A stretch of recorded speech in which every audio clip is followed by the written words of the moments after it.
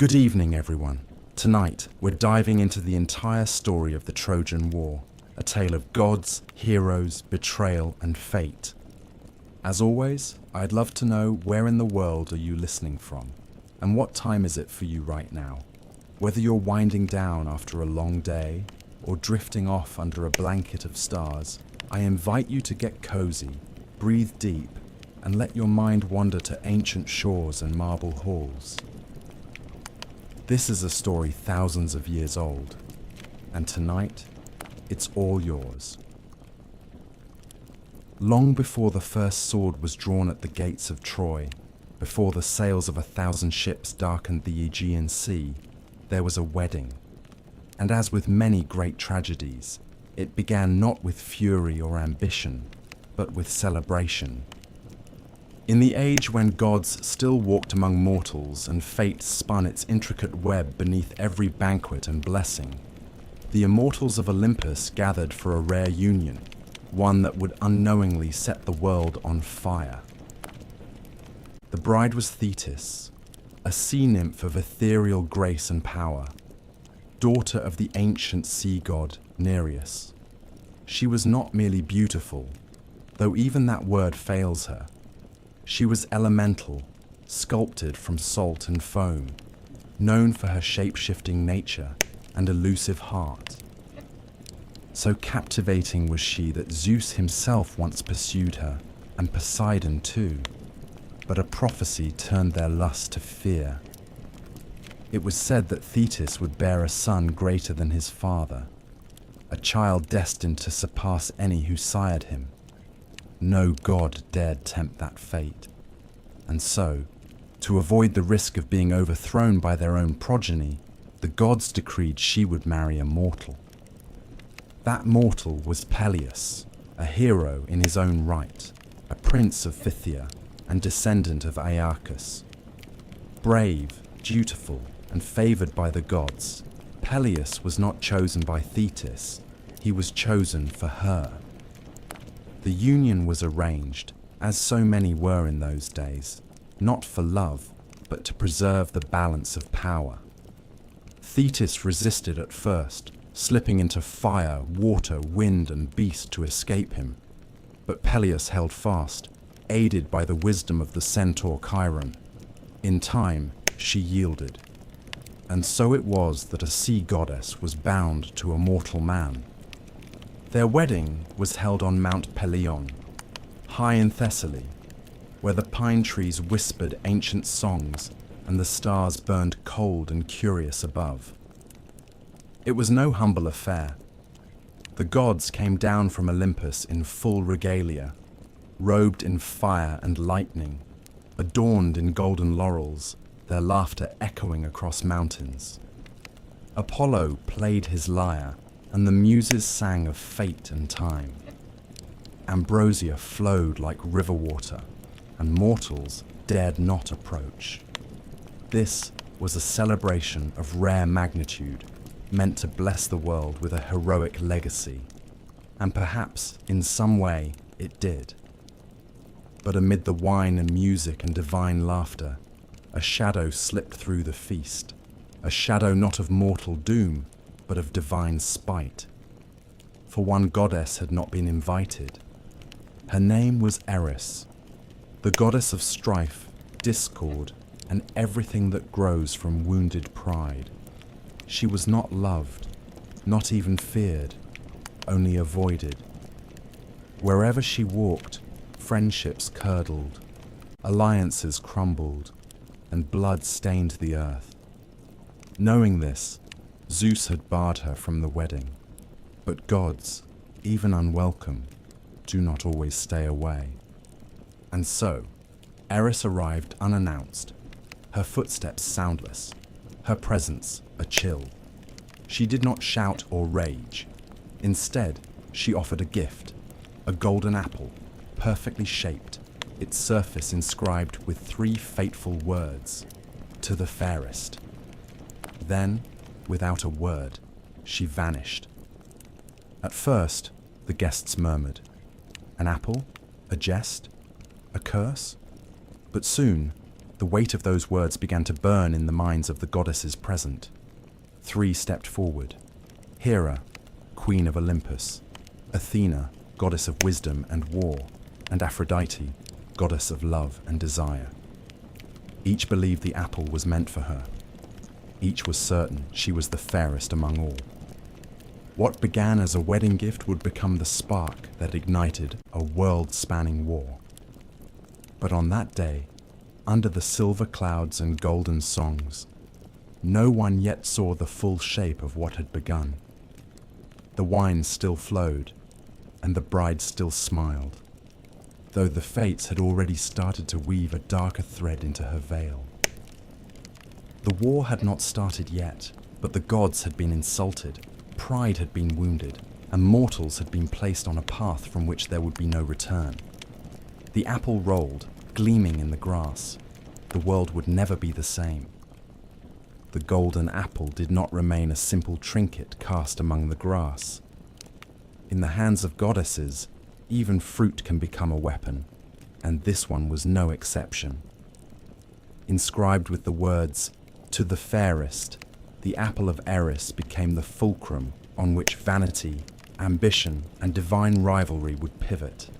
The feast on Mount Pelion had ended, but the discord it sowed had only begun to bloom. Hera, queen of the gods and wife to Zeus, saw it as her due. She was the ruler of Olympus alongside her husband, regal and stern, the matron of marriage and family. Athena, daughter of Zeus, born fully formed from her father's head, claimed it by merit. She was the goddess of wisdom, of justice, of heroic warfare, and no one could deny her clarity of mind or martial grace. Aphrodite, the youngest of the 3, goddess of beauty and desire, smiled softly as she took her place beside them. Her power was more subtle, more dangerous. Where Hera commanded and Athena calculated, Aphrodite simply was, alluring without effort, adored without argument. Zeus, to whom the dispute was brought, saw the storm brewing behind the beauty. He was no fool. To choose among them was to court disaster, and he had no interest in provoking the wrath of either wife or daughter. With a cunning smile and a shrug that bore the weight of many wars avoided, he passed the burden on to another. "Let a mortal decide," he declared. "Let a man untouched by Olympus weigh the goddesses and judge." That man was Paris, a Trojan prince by birth, but a shepherd by life. His story was already marked by divine interference. At his birth, a prophecy foretold that he would bring about the destruction of Troy. To avoid such a fate, King Priam and Queen Hecuba ordered the child exposed on Mount Ida, left to die of cold and time. But fate is not so easily undone. A herdsman found the infant and raised him in obscurity, and so Paris grew not in a palace but among flocks, his beauty rivaling that of the gods, his charm already legendary. To Mount Ida came Hermes, the fleet-footed messenger, bearing the 3 goddesses and the gleaming apple. Paris, unaware of what he was being asked to judge, stood on a quiet hillside, the air still with the weight of something enormous. The goddesses appeared before him in their glory, each one a vision of power, grace, and divine splendor. They did not simply stand before him. They made their cases, and in doing so, they betrayed the depths of their ambition. Hera offered power. If Paris chose her, she would make him lord over all of Asia. His name would be spoken with fear and reverence. Kingdoms would bow, and empires would kneel. Athena offered wisdom and victory. She promised him a warrior's glory, eternal renown, and mastery in battle. No army could stand against him. No enemy would outthink him. But Aphrodite said nothing of war or rule. She offered something more ancient than either. She offered love. She promised him the most beautiful woman in the world, Helen of Sparta, daughter of Zeus and Leda, wife to King Menelaus, famed for her beauty across all of Greece. Aphrodite promised that Helen would be his, and that her heart would burn only for him. Paris, who had known neither throne nor glory, who had grown among the simple rhythms of a shepherd's life, did not hesitate long. He gave the apple to Aphrodite. In doing so, he earned her favor, and with it, sealed his fate. He also earned the eternal enmity of Hera and Athena, goddesses who would never forgive the slight, nor forget the consequences. That simple act, made under the soft sun of Ida, would echo across oceans and through generations. Paris had judged beauty above power, desire above wisdom, and love above war. But war would come all the same, and somewhere on Olympus, Eris would have smiled. In the city of Sparta, at the edge of the Peloponnesian hills, stood the palace of Menelaus, king of the Lacedaemonians. His throne was not as grand as Agamemnon's at Mycenae, nor his armies the largest in Greece, but his household was graced by a woman whose name had already become legend. Helen was more than beautiful. She was myth made flesh, the daughter of Zeus and Leda, said to have been born from an egg after the king of the gods took the form of a swan to seduce or ravish her mother, depending on the tale one prefers. Her face, it would later be said, could launch 1,000 ships, but in those days it simply turned heads and stirred kingdoms to jealousy. Helen had been courted by many, too many for peace to endure if one was chosen over the others. Princes and warlords came from every corner of Greece, each hoping to claim her as bride and ally. To prevent bloodshed and preserve his own position, Helen's mortal father Tyndareus, under the counsel of the clever Odysseus of Ithaca, had all suitors swear a binding oath.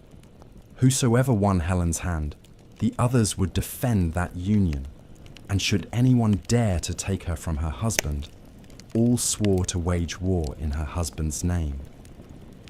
That oath, made lightly by men still hoping to win her, would one day bind them all to ruin. Menelaus won her hand.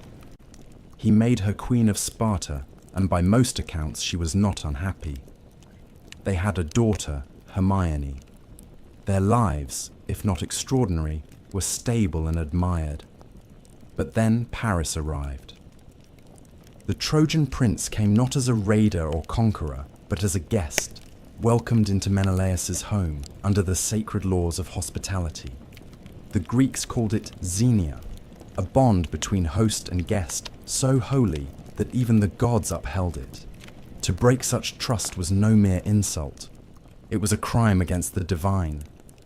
Yet even under Menelaus's roof, with Sparta's warriors nearby and the bonds of peace in place, Paris cast his eyes upon Helen, and she did not look away. There are many versions of what happened next. Some say Aphrodite clouded Helen's mind, bending her heart to Paris through enchantment. Others claim Helen went willingly, moved by desire, by fate, or by something no one could name. A few later poets would call her a traitor, others a victim of the gods, but none can deny what occurred. When Menelaus departed for Crete to attend a funeral, Paris acted. He spoke soft words, perhaps promises, perhaps illusions.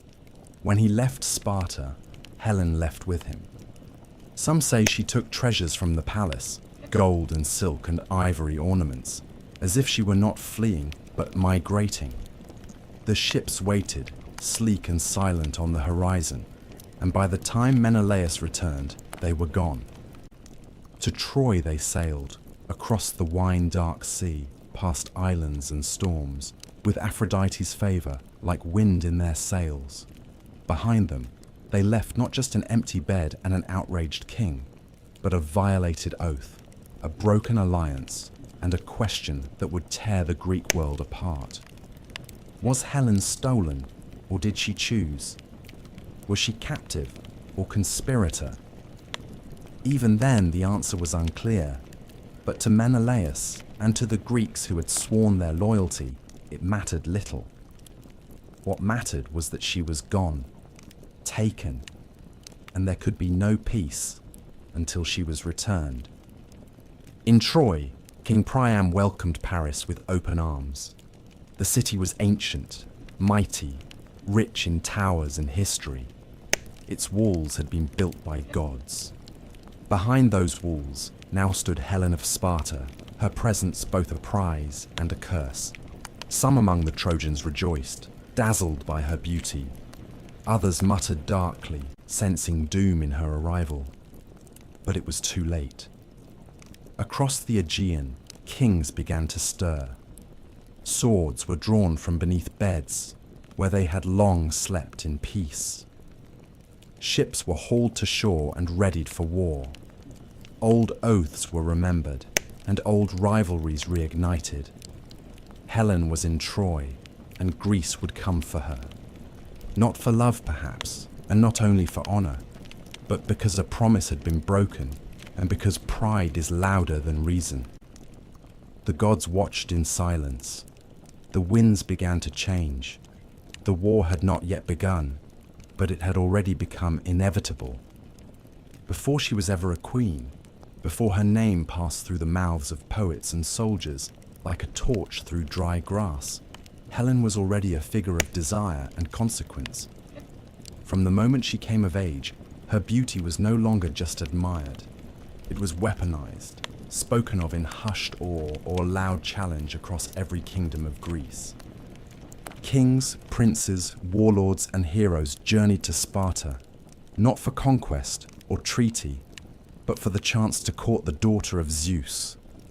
She was not merely the fairest of mortal women. She was the daughter of a god and the jewel of the Spartan line. To win her hand would be to gain not only a powerful alliance, but a measure of divine favor. To lose her, it was feared, could mean civil war. Tyndareus, the mortal king of Sparta and Helen's legal father, stood at the center of a storm he had no power to stop. Dozens of suitors arrived, bearing gifts, boasting of their deeds, each more eager than the last. Among them were names that would one day shape the world. Menelaus of Mycenaean blood, brother to mighty Agamemnon. Odysseus of Ithaca, clever and sharp-tongued, more reliant on wit than muscle. Ajax of Salamis, vast as a mountain and slow to smile. Diomedes, bold and pragmatic. Even Palamedes, fated to outshine Odysseus for a time in wisdom and invention. Each man sought her favor, and none were willing to concede the prize to another. Tyndareus, for all his power, found himself paralyzed. If he chose one suitor, he would offend all the others. If he delayed, the tension would break into violence. He stood not as a king, but as a man guarding a tinderbox. And so he did what the wise often do when they face a problem greater than themselves. He listened. It was Odysseus who spoke the answer. The king of Ithaca knew his chances of winning Helen were slim, and so he bargained. He asked for the hand of Penelope, Tyndareus' niece, and in exchange he would offer a solution that would spare Sparta from bloodshed.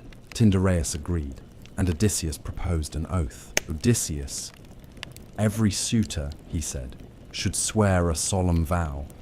They would defend the chosen husband of Helen. They would stand with him should anyone ever attempt to steal her away or threaten the bond of marriage. In return for this oath, they would accept the final choice and leave Sparta in peace. One by one, the suitors agreed. Perhaps they believed the oath would never be tested. Perhaps they believed Helen would choose wisely, or that fate would never tempt such a breach. But they swore it all the same, their hands raised, their words carried on the still Spartan air. Helen chose Menelaus. He was not the most powerful nor the most brilliant, but he was of good lineage, and his claim was respectable. The others accepted it, some bitterly, some with feigned grace. They returned to their homes and their wars, their wives and counsels, the oath already receding in memory. But oaths are living things. They wait.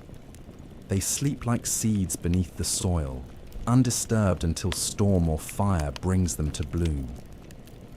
When Paris took Helen from Sparta, when the ships left under night's veil, and the sun rose on an empty bed, that ancient oath awakened, and with it, the long road to war began to rise from the dust.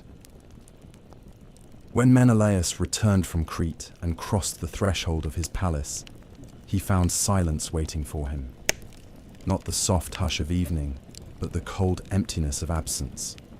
The hearth was cold, the chambers deserted, and the queen's guards stood in confusion and shame. Servants whispered of ships seen on the horizon and of foreign hands gathering treasures in haste. There was no battle, no struggle, no bloodshed.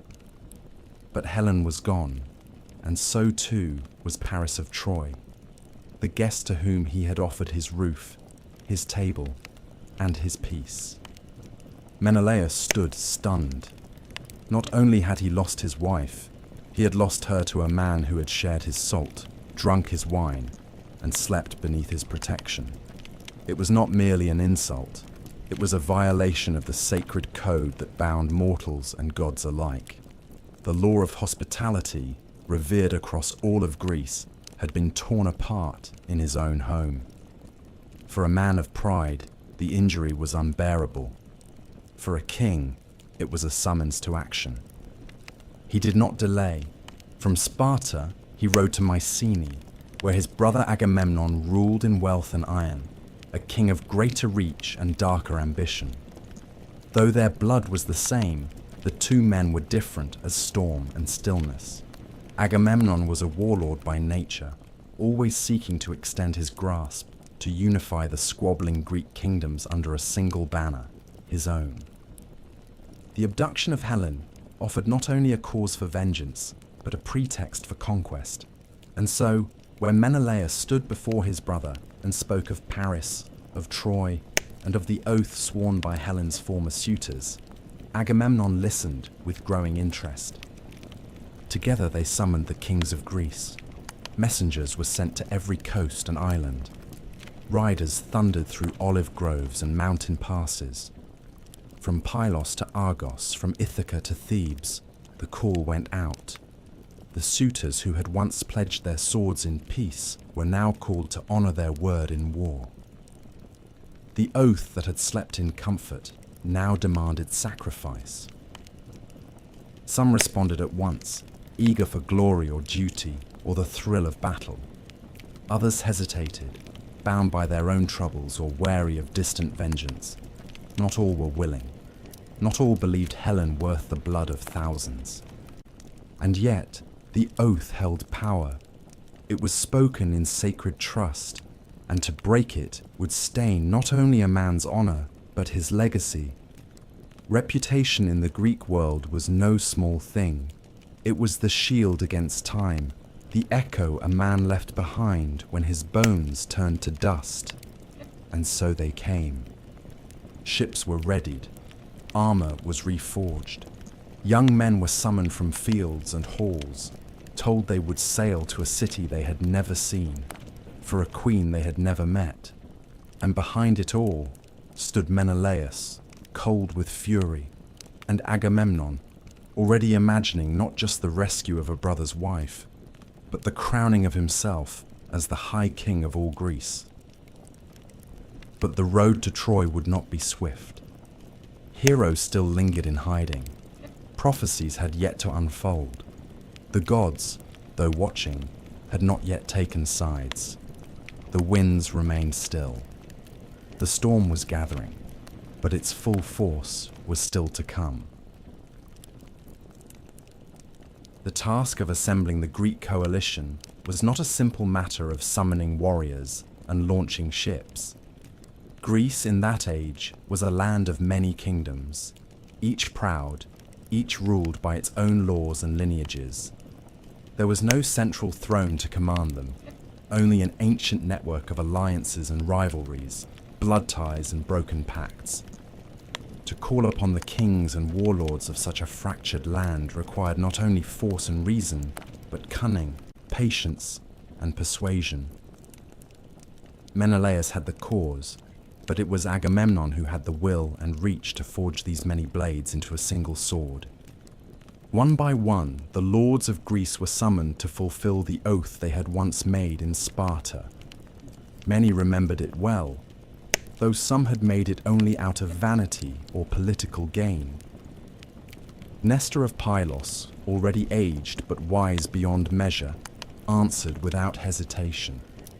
He had fought in wars before and saw in this one the last great chapter of his life. Ajax the Greater came from Salamis, a mountain of a man whose strength on the battlefield was matched only by his honor. Diomedes of Argos answered as well, young but already famed for his valor. Menestheus came from Athens, Idomeneus from Crete, and many others from lands whose names are now known more from poetry than memory. But two names stood apart from the rest. Two men whose fates would shape the war more than any other. One was the clever king of Ithaca. The other was the greatest warrior the world had ever known. Odysseus had no desire to fight in the war.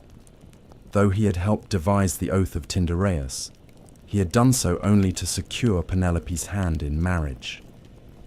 Now that he had her, along with a newborn son, Telemachus, he saw no honor in leaving his family to pursue another man's quarrel.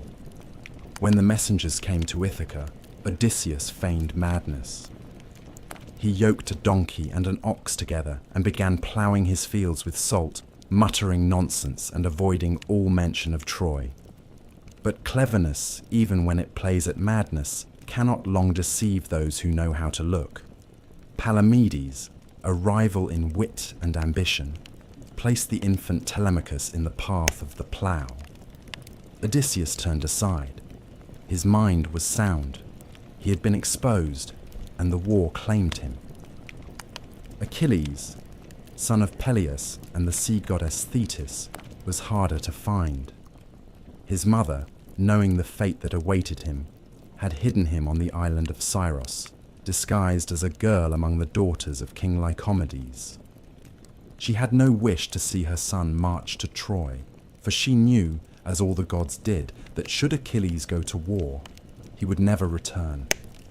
His name would be eternal, but his life would be brief, glory or obscurity, immortality of name, or the comfort of years.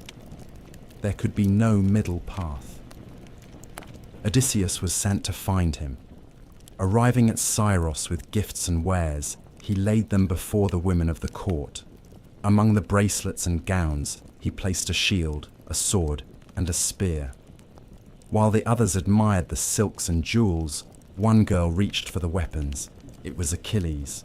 The disguise fell, and the hero rose. He would go to Troy, knowing what it would cost. The coalition took shape. Shipwrights labored along the shores, and fleets began to form in harbors from every corner of the Greek world. Supplies were gathered, prayers were offered, omens read. The harbor at Aulis filled with warriors, thousands upon thousands, their sails white as the wings of seabirds, their bronze armor gleaming beneath the sun.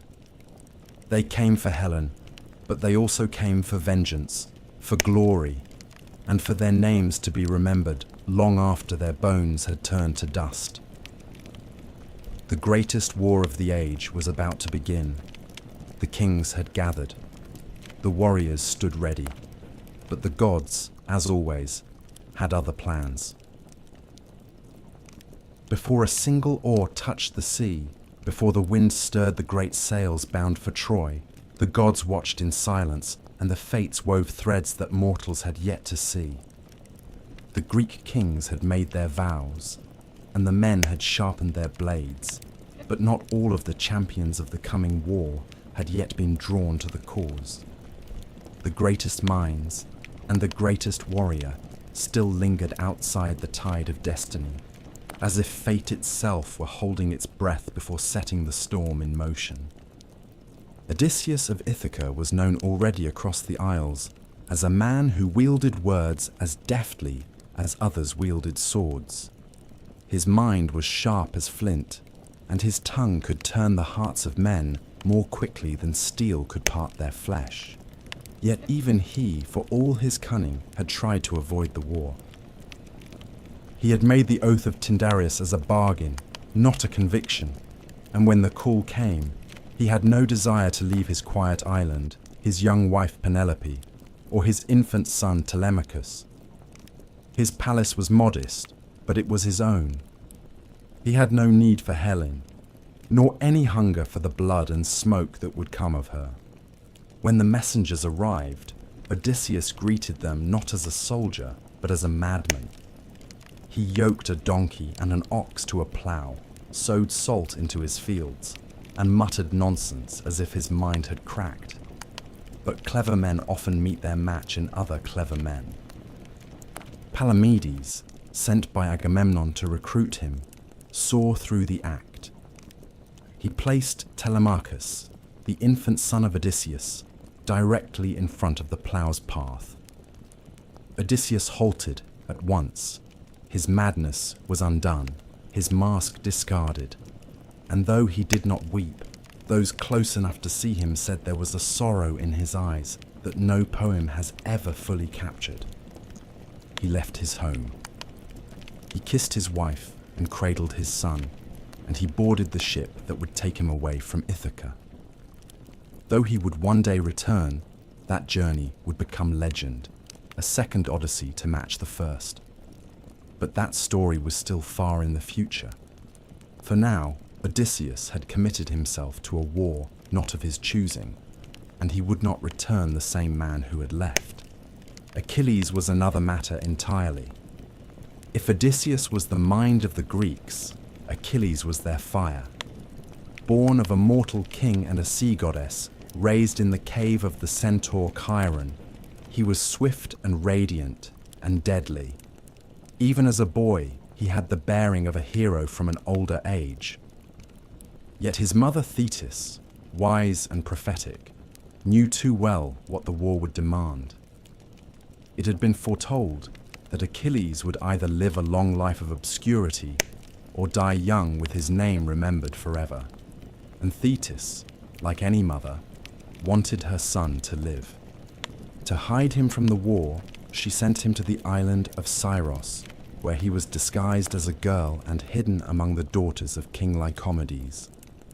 There he lived in shadow, away from the world's eyes, even as the fires of Troy began to smoulder in the distance. But fate and Odysseus came for him all the same. Arriving on Scyros in the guise of a merchant, Odysseus laid out an array of goods before the daughters of the king. Among the jewelry and garments, he placed a sword and a spear. As the women admired the silks and golden combs, one of them reached not for the bracelets, but for the blade. That hand was not a maiden's. It belonged to Achilles. With his disguise cast aside, Achilles did not hesitate. The call to war stirred something fierce in him. He had been raised for this moment. He would go to Troy, though he knew the cost. He would win glory that would never fade, though his life would burn swiftly and be gone. Thetis wept, but she could not stop him. No goddess, however powerful, can unweave what the fates have spun. With Achilles came his companion Patroclus, exiled from his homeland for the blood he had spilled, yet bound to Achilles by a love stronger than brotherhood. Together they joined the gathering host at Aulis, where ships waited on the shore and omens whispered through the windless sky. And so, the two final pieces were placed upon the board, the mind and the might, the cunning of Ithaca and the fury of Phthia. The war had its heroes. The gods had chosen their sides in silence, and still the sea held its breath. The storm was ready, though the first wave had not yet broken. The ships stood waiting at Aulis, row upon row of black hulls drawn upon the shore, their sails furled, their masts rising like a forest of dead trees against the sky.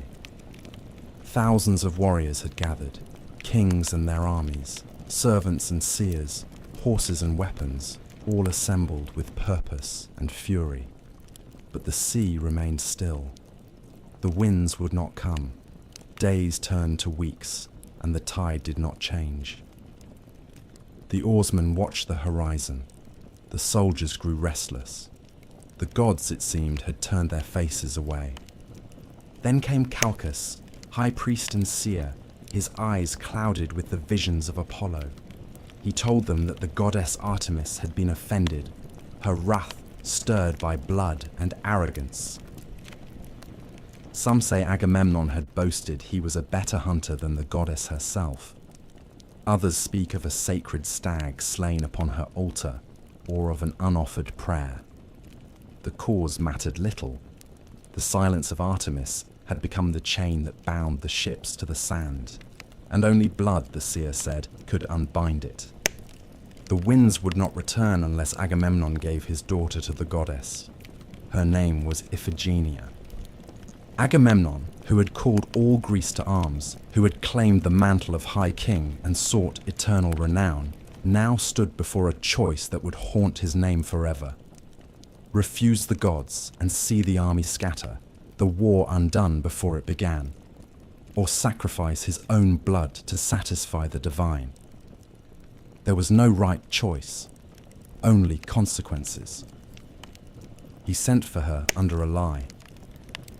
A letter was written to Clytemnestra, the queen of Mycenae, summoning mother and daughter to Aulis under the pretense of a wedding. Achilles, it was said, would take Iphigenia as his bride. The gods had favored the match. The union would bless the war effort. There was joy in the palace at the news, and Iphigenia came willingly, dressed in white, her hair bound in ribbons, dreaming of love and honor. But there was no altar of marriage waiting for her. There was only a pyre and a blade, and the heavy silence of soldiers who could not meet her eyes. When the truth was revealed, some say she wept. Others say she stood tall and proud, that she understood the weight of her sacrifice and embraced it like a heroine of old. There are those who claim Artemis spared her in the final moment, whisking her away in a cloud and placing a stag upon the altar instead. But that is a gentler tale, meant for children and bards. What most believe, what the winds remember, is that she died in the name of war, that her father gave his daughter to the gods so that he could lead 1,000 ships to Troy. And with her blood, the winds returned.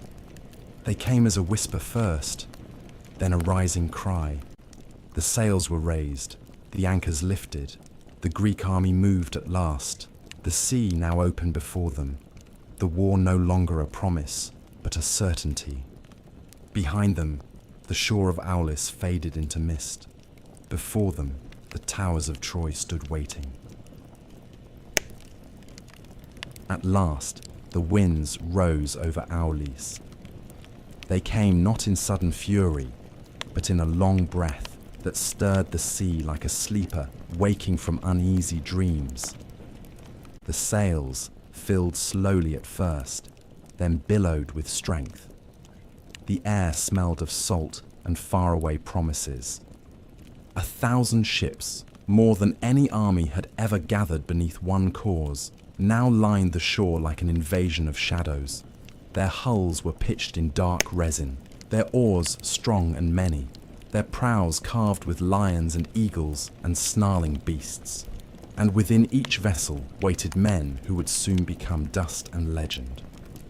The war had begun not with fire, but with a girl's last breath. Now, with that debt paid and the sea in motion, the fleet departed. It was a sight few would ever see again in their lifetimes. Kings stood on their decks, eyes narrowed against the glare of the open water. Soldiers whispered prayers to gods they barely trusted. Some wept for home. Others gripped their spears and thought only of glory. From every island and coastline of Greece they had come, rough men from the north, sleek-armed fighters from the Aegean shores, veteran lords of cities that no longer exist except in the fading lines of song. At the head of the fleet was Agamemnon, the High King of Mycenae, his ship marked with a crimson banner, his eyes fixed on a future drenched in ambition. Menelaus sailed beside him, not with hunger for power, but with the heavy rage of a wronged husband. Odysseus kept to himself, his eyes scanning the horizon as though already plotting the paths home. Nestor, aged and calm, murmured lessons of older wars to the youth at his side. Ajax the Greater stood at the bow of his ship like a living statue, unmoved and ready. Diomedes polished his armor with grim determination, and Achilles, barely more than a boy, burned with restless energy, golden and reckless, the promise of death veiled in beauty. The journey to Troy was not without trouble. The sea, though now open, was not always kind. Storms broke from the east and scattered parts of the fleet. Some ships were driven far off course. Some were wrecked on alien shores. The army did not land in unison, and the first to reach Asia did so without clear knowledge of the land or its people. At one point, they mistook the shores of Mysia for Troy and attacked, only to face the fierce resistance of King Telephus. He fought bravely and wounded Achilles before being struck down. His wound, touched by the very spear that inflicted it, could not heal, and only later would he learn that the cure lay within the same weapon. But that part of the tale, like so many in this war, would unfold in time. When the Greeks at last reached the coast of Troy, they found not an undefended port, but a fortified kingdom surrounded by thick walls of stone, gates forged with ancient craft, and towers that watched the sea with caution and suspicion. Troy did not tremble. It did not panic. It had heard whispers on the wind. Its people had seen omens in the flight of birds and the quiet unease of dogs. They had heard that Helen was the spark, but not the fire. The Greeks made their landing not with stealth, but with thunder. They beached their ships and raised their banners. They formed ranks and let their war horns cry across the hills. The Trojans answered not with surrender, but with their own champions. Hector stood tall among them, proud son of Priam, defender of the city, lion of his people. Paris, whose desire had lit the fuse, watched from behind him, his bow in hand, his heart beating faster than he would admit. And above them all, the gods looked down from Olympus, their attention drawn at last to the mortal drama unfolding below. The war had arrived. It would not end quickly, it would not end cleanly, but it had begun, and all the old oaths, the ancient grudges, and the dreams of men were now bound to it. The storm had broken. The war had not yet begun in earnest, but blood had already been spilled. The sea, once calm and reluctant, had carried the Greek fleet to distant shores, though not all voyages ended where they were meant to. The ships were many, and the coastline vast. Among the first to land were those who mistook Mysia for Troy, and it was there, upon foreign soil and against a king who bore no guilt, that the first true skirmish of the campaign unfolded. Mysia lay inland from the Aegean Sea, a proud and fertile region ruled by King Telephus, son of Heracles. His people lived in peace, far from the intrigues of Troy, untouched by the crimes of Paris. Yet when the Greeks came ashore, seeing foreign walls in the distance, and believing them to be the fabled city of Priam, they did not wait for certainty. Their swords were drawn. The land was raided. The village fires were lit. And so, Telephus answered. He met the invaders not with pleas or surrender, but with the fury of a warrior king descended from divine blood.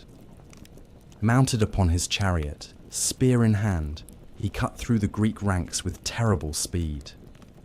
Few could match him in open battle. The Greeks, caught off guard by the resistance, faltered in their advance. In the chaos, it was Achilles who stepped forward. The son of Peleus met Telephus on the field. Two young men of noble birth and fire-tempered blood, their blades flashing beneath the rising sun. They clashed in a storm of bronze and fury. In the struggle, Achilles drove his spear into Telephus's thigh, tearing flesh and sending the king tumbling to the dust. The Greeks withdrew, realizing their mistake, and returned to their ships. The wound, however, lingered. Deep and strange, it would not close. No herb could mend it, no physician soothe it. Days passed, and the pain grew worse. Telephus wandered in fever, the strength draining from his limbs, his pride heavy as iron. His priests and counselors whispered that no mortal healing would suffice. The spear that had pierced him was not merely a weapon. It was touched by destiny, and only that which wounded him could restore him. So Telephus sailed, not as a king returning from victory, but as a suppliant crawling to the enemy's feet. He came to the Greek camp in disguise, hooded and limping, and found Agamemnon and Odysseus seated in war council. There, before the very men who had burned his villages and spilled his blood, Telephus laid down his sword and begged not for mercy, but for life. It was Calchas, the seer, who spoke the truth. The wound could only be healed by the hand or weapon that had made it. Achilles, upon hearing this, agreed to help, not out of cruelty or guilt, but because he understood the weight of prophecy and the bonds of fate. Scraping rust from the point of his spear, he applied it to the wound. The bleeding stopped, the skin began to mend, and Telephus stood once more. Gratitude in the ancient world was never offered lightly, especially by kings. In exchange for his healing, Telephus promised knowledge. Though he had no loyalty to Troy, he knew the lay of the lands, the tides, the inlets, and the roadways. He would guide the Greek fleet, show them the true path, and in doing so, lead them at last to the gates of Troy. So the Greeks learned their first lesson of the war. Not all battles would be won by strength. Not every enemy would remain an enemy. And not every road to Troy would be straight. Even now, the gods watched. Even now, the web thickened. And the war, though still young, was learning to speak in the voice of tragedy. Guided at last by Telephus, the Greeks set their sails for the shores of Troy, not with haste, but with a solemn weight. The sea stretched wide and endless before them, but the coastlines no longer misled them. They passed the familiar coves and headlands, and entered waters they had only heard of in stories. At the mouth of the Scamander River, where the earth rose into slopes and the horizon revealed the glimmer of high stone walls, they saw Troy for the first time. The city stood proud upon the plain, its towers tall and unyielding, its gates closed but not afraid. Smoke rose from its hearths, and its banners fluttered against the pale sky, untouched by fear. The Greeks had come at last, but Troy did not tremble. The landing was swift and brutal. The beach was open, but the defense was not idle. The Trojans had watched the horizon and seen the sails long before the keels scraped the sand. Their archers rained arrows upon the shore, and their champions came forth with spear and shield to meet the invaders before they could entrench. The first to fall was Protesilaus, lord of Phyllis, who had leapt from his ship before any other, eager to be first upon Trojan soil. In doing so, he fulfilled a prophecy that the first Greek to set foot on land would be the first to die. His death was remembered not for the battle it marked, but for the omen it carried. This would not be a swift campaign. The gods had taken their share from the very beginning. The Greeks pushed inland and clashed with the outer defences, but Troy itself remained closed to them. The walls, ancient and massive, had been built with divine hands, some whispered with the aid of Poseidon himself. Behind them, Priam ruled with wisdom and sorrow, and Hector stood ready, the pride of his people, beloved by all. Paris, whose desires had brought this fire to their gates, lingered in the shadows of the palace, handsome and hesitant, his bow untouched in its case. Helen stood on the walls and looked down upon the men who had once been her countrymen. She said little. No one knew what her eyes revealed. The Greeks, unable to take the city by storm, turned to the countryside. And so began the long war, not with the thunder of siege towers, but with raids and fire. Towns allied to Troy were sacked. Fertile fields were burned, shepherds were slain, and temples looted. The Greeks set up camp along the coast and sent their warriors into the surrounding lands. It was not a war of glory, but of attrition. The cities of Cilicia and Phrygia felt the wrath of Achilles and his myrmidons, swift-footed and merciless. Briseis, the girl who would soon become the symbol of pride and fury, was taken during one of these raids, her fate sealed long before she stepped into the Greek camp. For 9 years the war dragged on, not against Troy itself, but against its allies and vassals. Troy stood like a rock in the tide, untouched while the world around it bled. The Greeks grew restless. Heroes grew in fame or fell in obscurity. Some, like Ajax, proved themselves in open combat. Others, like Odysseus, schemed in silence. And some, like Achilles, shone with such fierce brilliance that even the gods watched with unease. The war had begun in earnest, but its heart still beat behind the gates of Troy. The plains grew red with blood, and yet the walls endured.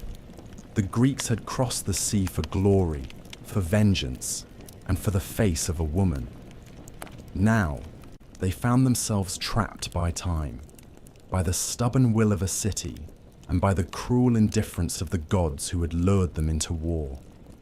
And so the years passed, not with victory, but with waiting for the moment when the tide would turn, and the gates of Troy would finally crack. By the 10th year of the war, the plain before Troy had become a graveyard of heroes. The walls of the city still held firm, and the Greeks, for all their ships and swords, had not yet breached them. The tide of battle shifted with the seasons. Some years brought skirmishes and victories. Others were filled with illness and windless days. The gods gave and withheld their favor like gamblers tossing bones across a table.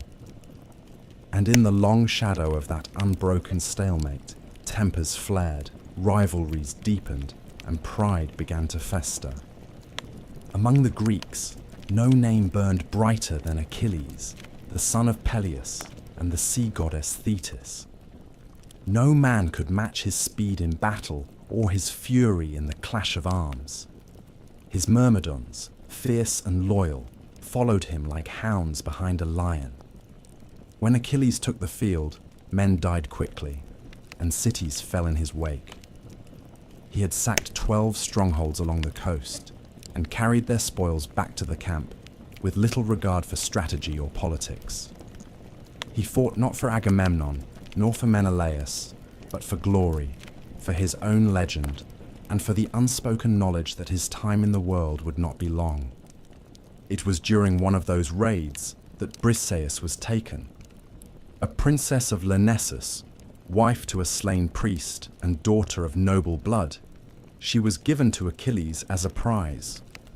But what began as a gift soon became something more. Achilles kept her in his tent, not as a servant, but as a companion, and the men whispered that the great warrior had found affection, even tenderness, within the rage that so often consumed him.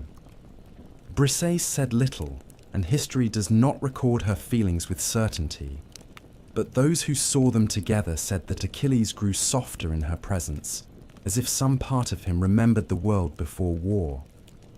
Agamemnon, meanwhile, brooded in the heart of the camp. Though he was the High King and commander of all the Greek forces, he knew that his command rested uneasily upon the shoulders of men who did not love him.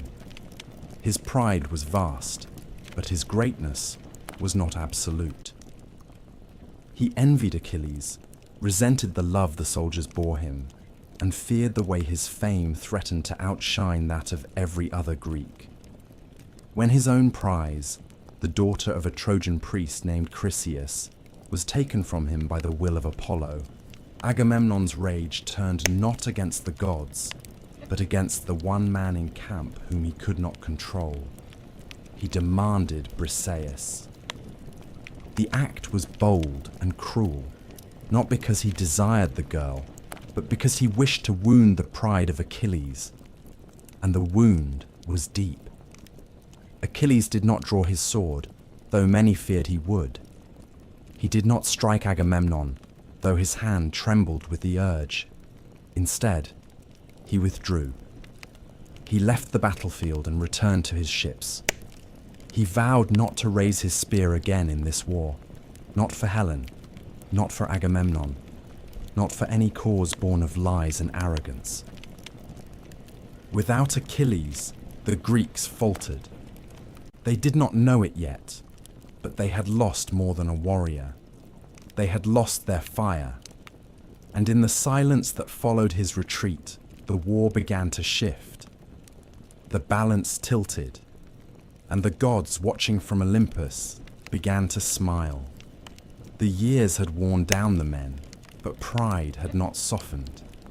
In the shadow of stalemate, bitterness grew, and even the mightiest of warriors began to turn their faces away from the war they had once chased like a dream. With Achilles withdrawn to his tent, and the Myrmidons idle beside their ships, the war fell into a strange quiet. The Greeks still held their camp upon the beach, and sent out small raids into the surrounding countryside, but the heart of their army no longer beat with strength. The Trojans, sensing the shift, began to press outward beyond their walls. Where once they had remained cautious, now they grew bolder.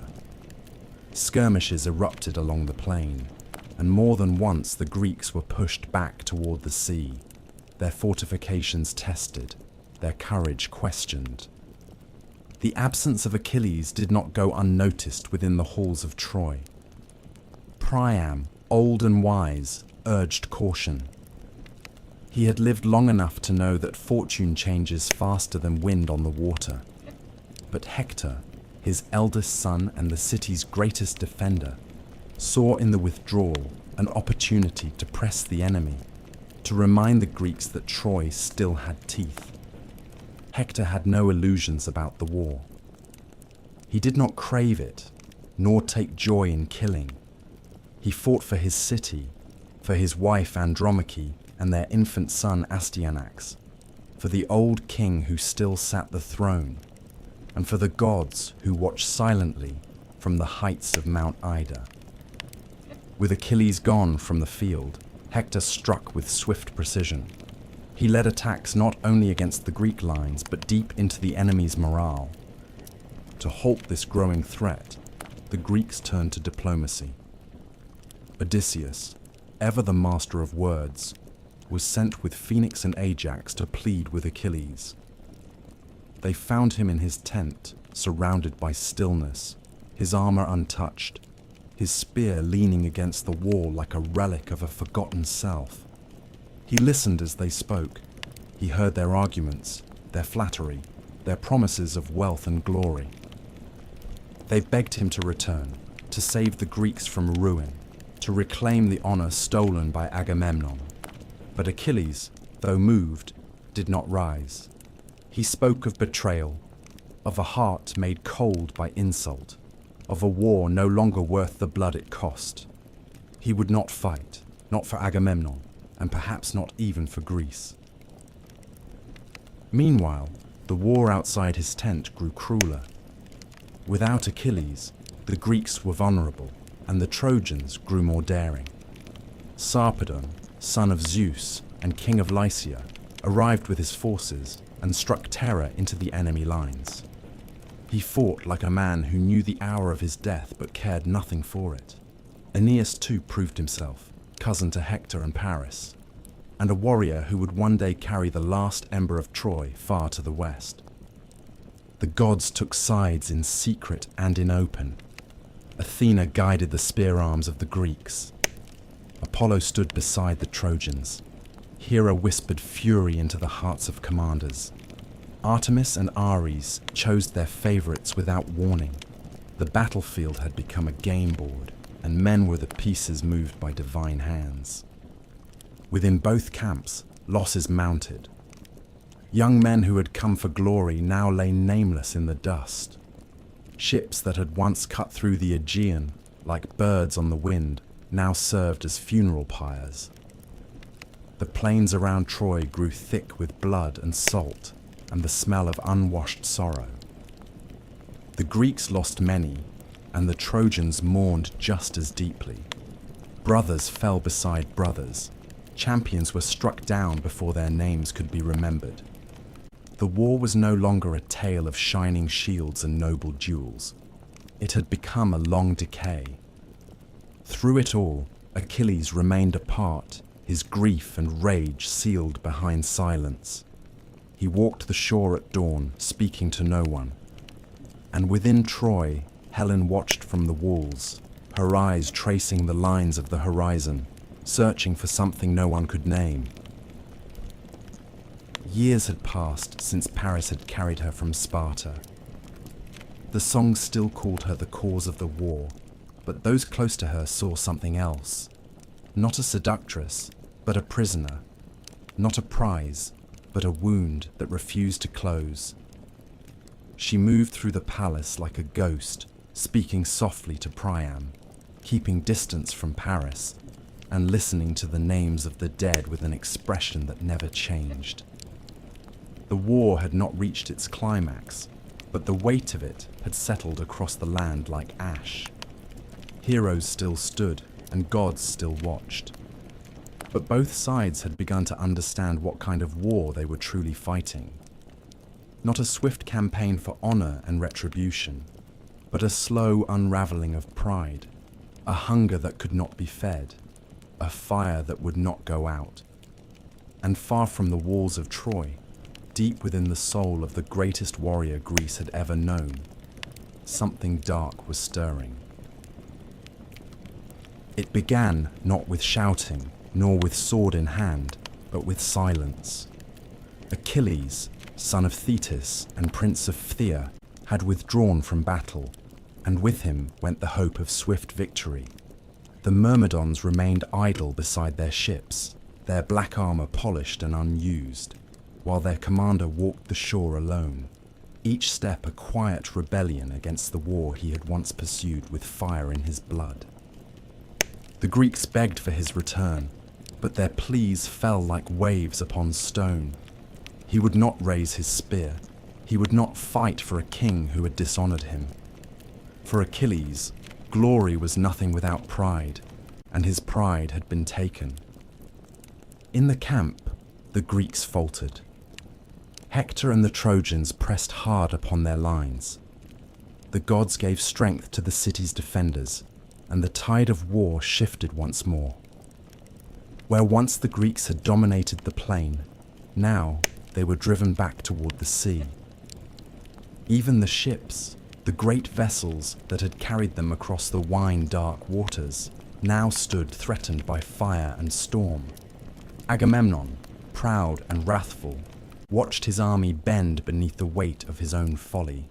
Still, he would not yield to Achilles, not fully, and so the Greeks fought on, diminished and desperate.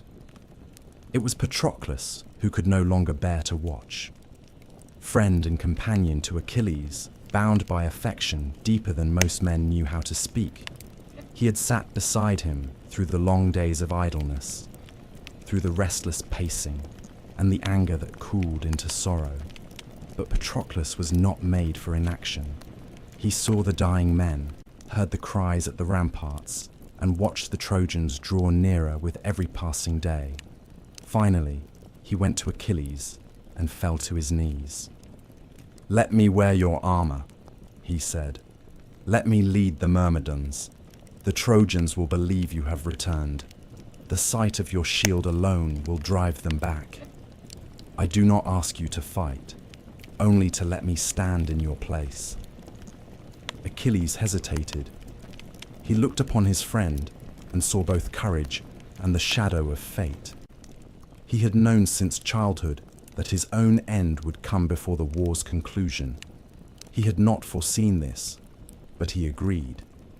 He gave Patroclus his armor, his horses, and command of the Myrmidons.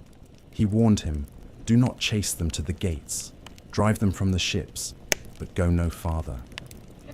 Patroclus rode out gleaming like the morning star. The Myrmidons followed with a roar, and the Trojans, thinking Achilles himself had returned, broke ranks in fear. The Greek camp surged with renewed spirit. The ships were saved. The lines were restored. Patroclus, burning with borrowed fire, pushed forward. He forgot the warning. He chased the fleeing Trojans across the plain, through the bloodied earth and broken shields, until at last he stood beneath the walls of Troy. There, he met Hector. When the body was brought back, the silence returned. But it was no longer the stillness of retreat. It was the silence before a storm, before the world is broken and remade in fire. Achilles wept. He threw dust upon his head and fell beside his friend's body. He wept not as a hero, but as a man. No pride remained, no grudge with Agamemnon, only grief, cold and vast, and the slow burning of a vengeance that would not be denied. He rose, called his mother Thetis from the sea, and begged for new armor. He would return to battle. He would not live long. But before he died, Hector would fall, and all the rage of the gods could not prevent it. Hephaestus, the smith of Olympus, forged for Achilles a shield unlike any seen before or since. Upon its surface were etched the labors of men, the songs of harvest and war, the quiet of cities and the chaos of storms. It was not merely a shield, but a world made of bronze. With it, Achilles returned to the field, and the earth trembled beneath his feet. He fought not for Helen, nor for Greece, but for Patroclus. His spear found every Trojan it sought.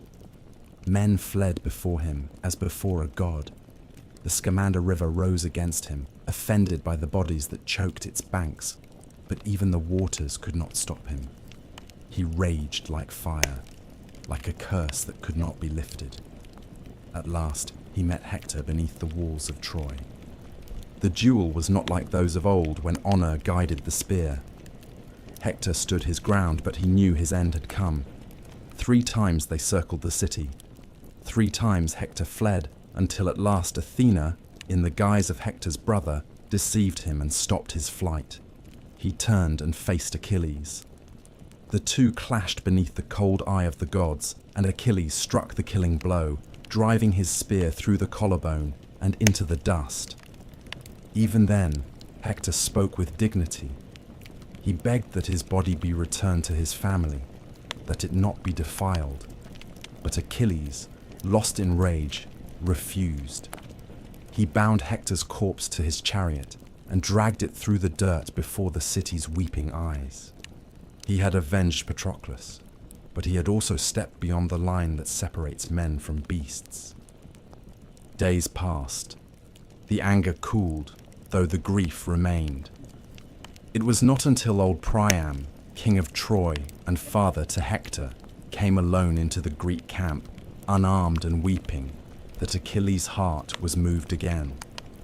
The old man knelt before him, kissed his hands, and begged for the return of his son's body. "Think of your own father," he said. "Think of what it is to love a child and lose him." And Achilles, in that moment, saw the truth. He wept again. He returned Hector's body, and for a brief moment, the war stood still.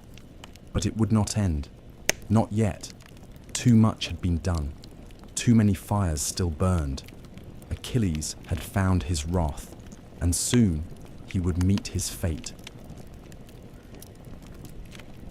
There are few deaths in the long story of the Trojan War that echo louder than that of Patroclus. His name was not born for kingship, nor did he command great armies of his own, but he stood closer to Achilles than any other living soul.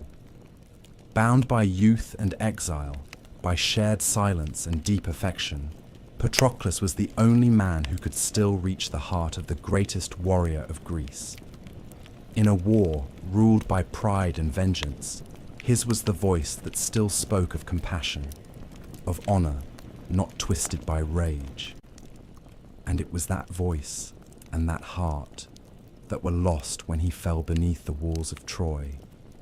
The war had dragged itself into its 10th year, and the Greeks were breaking. Achilles remained away from the field, unmoved by Agamemnon's gifts, untouched by the pleas of kings. Each day the Trojans came closer to the ships. Each day the smoke rose higher above the camp. Men who had once sailed with dreams of swift glory now stood shoulder to shoulder in the dirt, waiting for death. Hector was relentless. The gates of Troy, once shut to all but a few, now opened daily to let its warriors spill out across the plain. The Greeks had lost their fiercest sword, and they knew it. Patroclus watched from the sidelines, unable to stand the sound of dying men. When the flames reached the first of the ships, and the enemy closed in with fire in their hands, he could bear it no longer. He went to Achilles and begged not for blood, but for a chance to save lives. "Let me wear your armor," he said. "Let me lead the Myrmidons just once. Let them believe you have returned and they will flee. I do not seek glory, only the chance to stop this tide." Achilles, moved by grief but still chained by his fury, agreed. But he gave a warning. "Drive them from the ships. Do not pursue them to the walls. Come back when the danger is past. Your life is not meant for the gates of Troy." Patroclus took the armor. He mounted the chariot. He called the Myrmidons to arms. They followed him as they would have followed Achilles, for they saw the same shield, the same crest, and they heard the same voice raised not in command, but in duty. The Trojans saw him too, and for a moment they believed the storm had returned. They broke. They ran. Hector fell back. The fire was driven from the ships, and the Greeks surged forward with hope reborn. But Patroclus, caught in the rush of battle and the scent of victory, forgot the warning. Or perhaps he remembered it too late. The blood of warriors now covered his borrowed armor. He had slain Sarpedon, son of Zeus, in single combat, a deed worthy of the greatest heroes. He had driven the Trojans nearly to the gates. There, in the dust outside the city, he stood face to face with fate. Apollo struck him first. The god came unseen, a sudden force that knocked the helmet from his head and left him exposed. His spear was shattered, his limbs faltered. Then Euphorbus wounded him with a blow of the spear. And finally, Hector came, proud and unflinching, and drove the final weapon through Patroclus's belly. As he died, Patroclus spoke, not with hatred, but with warning. "You have killed me, but it was not your doing alone. You will not live long, Hector. Achilles waits for you.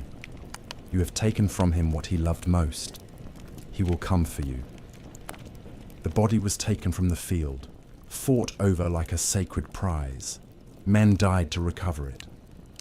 Ajax and Menelaus carried it back through the lines, retreating inch by inch beneath a hail of arrows and spears. When at last they reached the camp, they laid Patroclus upon a bier before the tent of Achilles. The warrior said nothing. He fell to the earth, tore his hair, and poured ash upon his head. He wept, not as a soldier, but as a man who had lost the last good part of himself. His armor was gone, his friend was gone, and the rage that had kept him from battle now burned in a different shape. It was no longer pride. It was no longer the insult of Agamemnon or the politics of kings. It was grief, cold and clear, and it called for blood. Achilles swore then to return to the battlefield. He swore to kill Hector. He swore that the pyre of Patroclus would not be lit until it was fed with Trojan captives. He swore that he would meet his own fate without fear, so long as vengeance was done first. The sea goddess Thetis rose from the waves to comfort her son, but even she could not turn him from the path ahead. She knew what the gods had already spoken. If he returned to battle, he would die. But she did not stop him. Instead, she went to Hephaestus, the divine smith, and begged for new armor to replace what Hector had taken. The god forged a shield unlike any the world had ever seen, bearing on its surface not only the emblems of war, but of peace and cities and harvests, and the full round of mortal life. It was a shield for a man who would never live to see such things again. Achilles took up the armor. He stood before the Greeks, radiant and terrible, and declared that the time of silence was ended. Patroclus would be avenged. The war would burn once more, and Troy would tremble beneath the weight of his wrath. And the gods, watching from above, said nothing. The dawn that followed the death of Patroclus was unlike any that had come before it. It rose not with hope, but with the heavy silence of a battlefield that knew what was coming. The Greeks stirred in their tents and sharpened their spears, but their eyes turned always toward one figure. Achilles stood at the edge of the camp, staring across the plain toward the walls of Troy. The man who had once refused to fight now burned with purpose. He had not returned to the war for gold or honor, nor to redeem the insults of Agamemnon. He had returned for vengeance, and vengeance would be his only guide. The new armor gleamed with divine fire. Hephaestus, the smith of Olympus, had wrought it not only with skill, but with the knowledge that it would soon be soaked in blood. The shield bore images of life untouched by war, a cruel irony in the hands of a man who had nothing left but war itself. When Achilles strapped it to his arm, it was as though the old world had fallen away and only fate remained. He did not wait for permission. He did not call counsel or speak to kings. He walked to the field like a man entering his own funeral, fearless and alone. The Trojans saw him from their towers, and dread spread through their ranks like fire through dry grass. Even before he struck, they felt the weight of his return. He was not merely a warrior. He was the storm the gods had held back, now loosed at last. Achilles led the charge, and the Myrmidons followed without question. The plain erupted in violence. Trojan chariots turned and fled. Men who had stood firm against 10 years of siege now faltered at the sight of one man. His spear found its mark again and again. He moved not with rage, but with cold precision. There was no mercy in him. He was seeking a single name, but any who stood in his way were swept aside like dust before the wind. He found Aeneas and spared him only at the urging of the gods. He found Lycaon, son of Priam, whom he had once captured and sold into slavery. The boy had returned to Troy only to meet the same man who had once let him live. This time, Achilles did not. He struck him down without pause, unmoved by the boy's tears or pleas. He killed Troilus at the altar. He dammed the river with corpses until the waters rose in anger, and the god Scamander himself rose against him. Even then, Achilles did not yield. He fought the river as he fought men, fearless and unrelenting, until the gods pulled him away from the rising flood. The Greeks rejoiced, but none more than Achilles. He had become what he was always meant to be, not a king, not a husband, but a weapon sharpened by sorrow and wielded by the will of fate. And at the heart of his fury stood one name, Hector. The Prince of Troy had withdrawn behind the gates, urging his men to retreat, to live and fight another day. But the city was in chaos. Priam's sons had died in the dust, and the plain outside the walls was stained with blood. Hector knew what was coming. He donned his armor, kissed his wife Andromache, and lifted his son Astyanax into the air one final time. She begged him not to face Achilles. She spoke not of glory, but of the life they had built, of the quiet garden within the palace, of the games their son played in the courtyard. But Hector had no choice. He was the shield of Troy, and without him the city would fall. He walked alone onto the plain and stood beneath the walls. Achilles saw him, and his steps slowed. There, at last, was the man who had taken Patroclus. The two locked eyes, and the world seemed to hold its breath. Then Hector turned and ran. Around the walls of Troy they circled, not once, but 3 times. Hector's courage failed him, and his feet betrayed him, but the gods would not let the chase last forever. Athena appeared in the guise of Hector's brother and urged him to stop, promising help. Deceived and cornered, Hector turned and faced his enemy. The duel was swift and inevitable. Hector fought bravely, but Achilles was beyond mortal strength. The spear flew true, and Hector fell. As he lay dying, he begged not for life, but for dignity. "Return my body to my father," he said. "Let me be buried with honor." But Achilles had not yet returned to himself. His grief still guided him. He refused. He tied Hector's body to his chariot and dragged it through the dust before the eyes of Troy. Andromache screamed from the walls. Priam wept in silence. Paris said nothing. Helen turned away. That night, Achilles held funeral games for Patroclus. He lit the pyre with his own hands. He threw the hair he had grown long into the flames and wept as the body burned. The Greeks gathered to compete in chariot races and spear throws, but no celebration could ease the weight of what had been lost. Achilles sat apart, the fire reflected in his eyes, and the body of Hector still lay unburied. It was not until Priam, aged and bent with grief, entered the Greek camp in secret that the final act of wrath came to an end.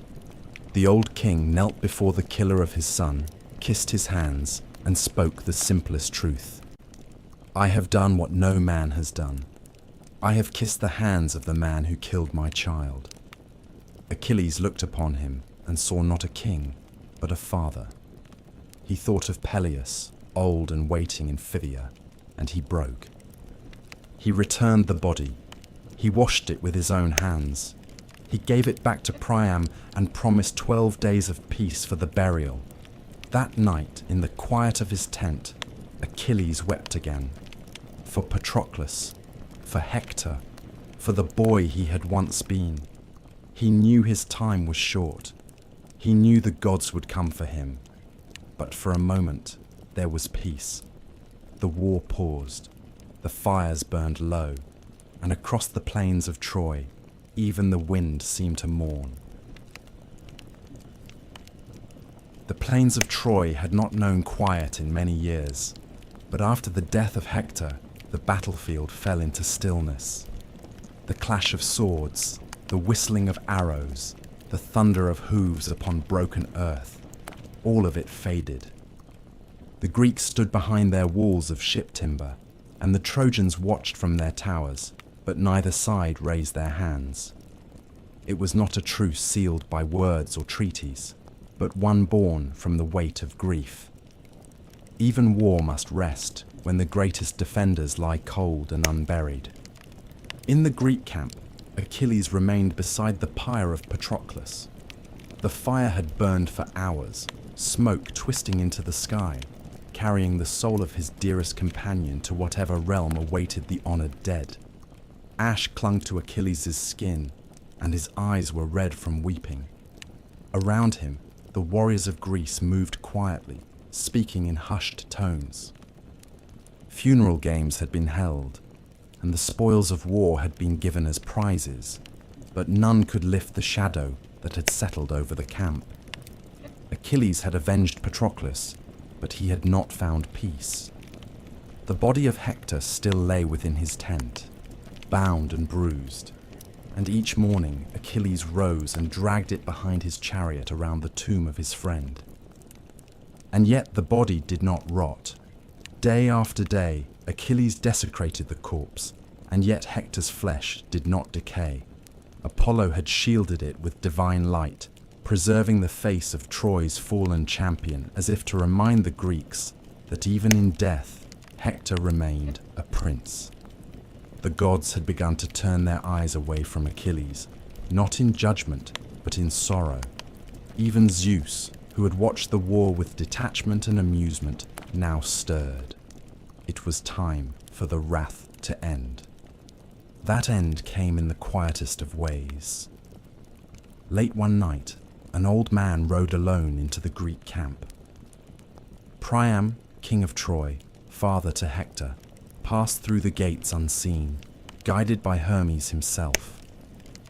He was unarmed, cloaked in simple robes, his beard grey with age, his back bent under the weight of years and sorrow. He carried no threats, no arguments, no gold worth the blood of 10 years. What he carried was the memory of a son, and the courage that only grief can summon. He found Achilles in his tent, alone with his sorrow. The warrior did not rise when the old man entered. He did not call for guards or draw his sword. He looked upon Priam and saw not an enemy, but something far more painful, a mirror. Priam knelt before him, lowered his head, and kissed the hands that had killed his son. "I have done what no man should ever have to do," he said. "I have kissed the hands of the man who slaughtered my child." Achilles said nothing for a long time. The silence stretched like a wound. Then he wept. He wept for Hector, whom he had wronged. He wept for Patroclus, whom he had lost. He wept for his own father, Peleus, who waited far away in Phthia, never to see his son return. The grief of the old and the young mingled in that quiet tent, and for the first time since the ships had landed on Trojan shores, there was something like mercy. Achilles rose and lifted Priam from the earth. He washed Hector's body with his own hands. He anointed it with oil and wrapped it in linen. He returned the Prince of Troy to his father, not as a trophy, but as a man who had fought and died with honor. He promised 12 days of peace for the burial rites. No spear would fly, no sword would be drawn. The war, for a brief moment, had paused. Priam returned to the city with his son's body. The gates of Troy opened in silence. Men and women lined the streets, their heads bowed. Andromache fell to the earth when she saw him, her hands pressed to her mouth, her hair falling loose. Hecuba, the queen, tore at her veil. Even Paris, for once, said nothing. Helen stood above them all, silent in her sorrow, and none dared to blame her, for the grief in her eyes was deeper than any wound. The Trojans buried Hector with all the rights owed to a prince, They built his pyre high and placed upon it fine robes and gold and weapons that would never again see battle. Priam lit the flame himself. And for 12 days the fires burned and the weeping echoed through the city. No Greek crossed the plain. No Trojan looked beyond the walls. Even the gods, so long entangled in the threads of this war, stood still. Hector was gone. Patroclus was gone. The greatest of warriors had met, and one had fallen. But this was not the end. Troy still stood. Achilles still breathed. And though the fires of mourning glowed for now, they would soon give way to blood once more. The war, like grief, does not end because we are tired of it. It ends only when it has taken everything.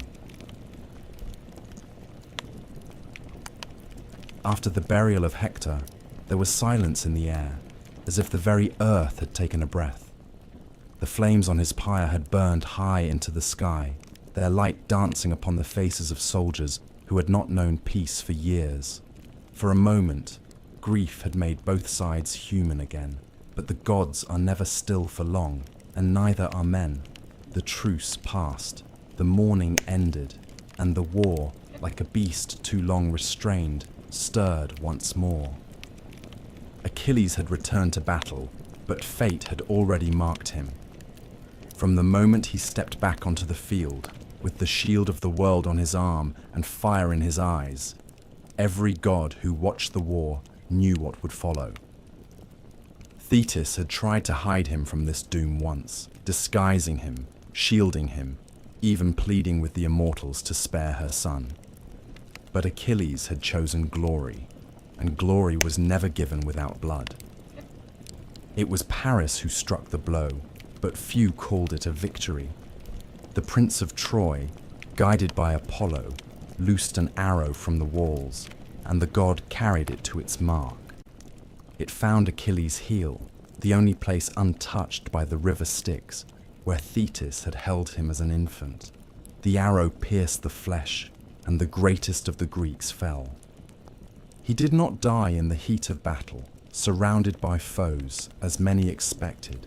He died with the gods watching, with the dust rising slowly around him, and with the knowledge that his name would live even as his body faded. The Greeks carried him from the field in silence. There were no cheers, only the sound of mourning, heavy and low. They burned him on a great pyre, as they had Patroclus, and mixed their ashes together. It was said that their souls were joined in death as they had been in life.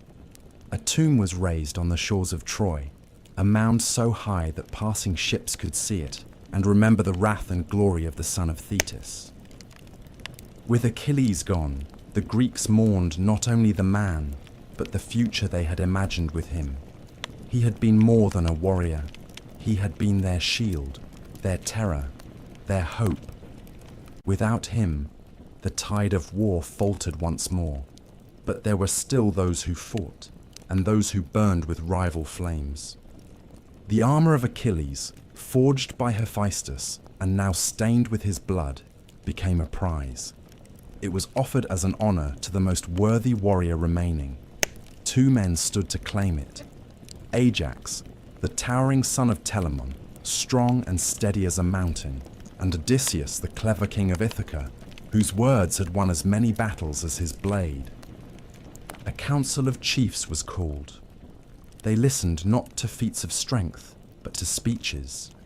Odysseus spoke with elegance and memory, weaving the tale of his service, reminding the Greeks of his cunning and his courage, of the night raids and ambushes, of the walls he had scaled and the men he had rescued.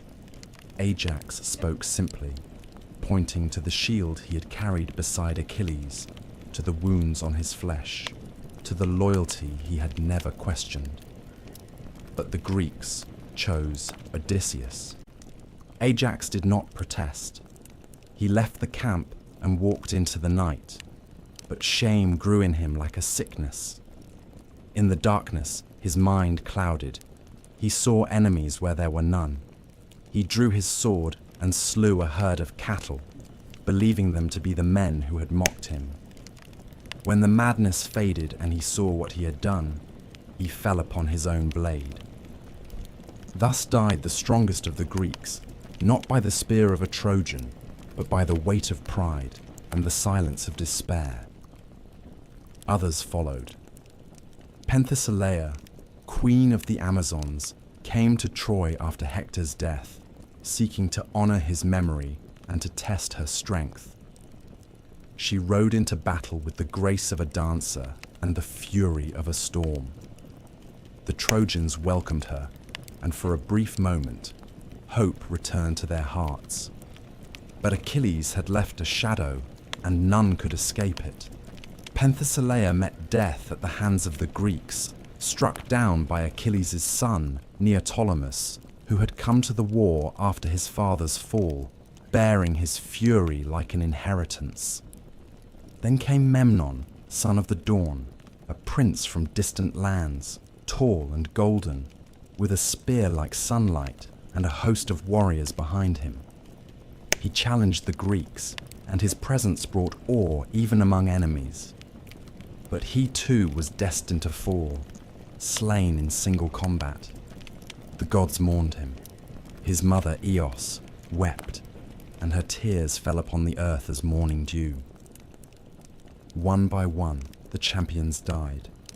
Names that had once stirred songs now lay broken beneath the walls of Troy. The war no longer belonged to heroes. It belonged to time and to sorrow.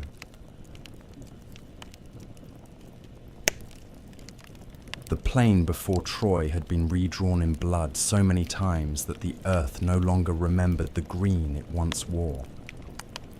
Graves rose beside the ships. Mounds of stone marked the dead, but there were never enough stones, nor enough names. The war had burned for so long that it had ceased to be a battle for Helen or for honor. It had become a burden neither side could lay down. Even the gods, who had once pulled the strings of fate with pleasure and intrigue, now watched with weary silence. And yet, there were still prophecies to fulfill. Troy would not fall by strength alone. Its doom had been written in riddles. The Greeks, desperate for resolution, turned to the seers once more. Calchas, the priest who had long served as the voice of Apollo in their camp, spoke of hidden truths that must be unearthed if the city was to fall. Troy was protected not only by its walls or its warriors, but by sacred relics and fate-bound names. Without certain conditions met, the city would never yield. These prophecies were not new, but they had been forgotten in the rage of war. Now, with so many heroes dead and the siege dragging into its final years, they were remembered again. The first was the need for Neoptolemus, the son of Achilles. It was foretold that the bloodline of the greatest warrior must return to Troy to complete what his father had begun. And so Odysseus and Phoenix sailed to Syros, the island where Thetis had once hidden her son. They found Neoptolemus not as a boy, but as a youth already marked by the legacy he carried. He was not his father, but the shadow of Achilles clung to him. He returned with them willingly, bearing new armor, eager to step into the place where his name had been carved before he was born. When he arrived at Troy, the Greeks looked upon him with hope and with fear. For it was said that he would bring the war to its end, but that his hands would be stained with cruelty as well as glory. The second prophecy spoke of the Palladium, a sacred statue of Athena hidden within the city walls. As long as the Palladium remained in Troy, the city would never fall. It had been a gift from the gods in ancient times, a symbol of divine protection. To steal it would be to strip Troy of its soul. Odysseus, ever the trickster, took on the task. With Diomedes at his side, he crept beneath the cover of night and scaled the walls of the city. They found the statue hidden deep within a temple and took it from its pedestal. The theft was quiet, without blood, But when the Trojans awoke and found it gone, they knew something had shifted. A part of the city had died in the darkness, and though the walls still stood, they no longer had the blessing of the gods. The final piece of prophecy spoke of a bow and a wound. The bow had once belonged to Heracles, the greatest of all heroes. It had been passed down to Philoctetes, a warrior who had set out with the Greeks at the beginning of the war, but had been abandoned on the island of Lemnos after a venomous snake bite left his legs swollen and foul. The wound had festered, and his cries had driven the others to leave him behind. Now, after so many years, the Greeks remembered him. Calchas declared that only the bow of Heracles could bring death to Paris, and that Troy's fate depended on its return. Odysseus again took to the sea. He found Philoctetes still alive, bitter and wounded, his legs still stinking of rot, his mind filled with hatred for the men who had left him. But he still had the bow, and he still remembered the taste of glory. It was Neoptolemus who softened his heart, not with lies, but with the truth. He told Philoctetes of the war, of Achilles' death, of the heroes who had fallen and those who still fought. Slowly, the fire returned to the old warrior's eyes. He agreed to return. The gods sent Asclepius' sons, the healers, to cleanse the wound, and once again he took up the bow. When they reached Troy, the sky was grey with prophecy. Paris stood atop the battlements, his bow in hand, his face still beautiful and unchanged, but empty of purpose. The man who had once crossed the sea to claim Helen now stood like a ghost. In the battle that followed, Philoctetes loosed his arrow. Guided by fate and the wrath of Heracles, it struck Paris through the belly. He fell, not like a prince, but like a man who had long since exhausted his story. He crawled to the forest, to the home of Oenone, the nymph he had once abandoned. He begged her to heal him, as she once had the power to do, but she refused. He died in silence, and so the man who began the war did not live to see its end. With Neoptolemus now blooded, the Palladium gone, and Paris dead, the final pieces were falling into place. The Greeks stood at the edge of victory, but the walls of Troy still rose, and within them were men who had not yet yielded, women who still sang for their gods, and a city that had withstood a decade of siege. But prophecy, once fulfilled, does not rest. It waits for the last door to open, and that door would soon appear in the shape of wood and silence. The war was nearly done, but the final act, the cruelest and most cunning, had not yet begun. The war had lasted so long that the soldiers on both sides no longer remembered what peace felt like. Children had been born behind Troy's walls who had never seen the world beyond them. The Greeks no longer counted the years since they first set sail from Aulis. The ships that lined the beach had grown weathered with time, their sails patched and their hulls darkened by salt and sun.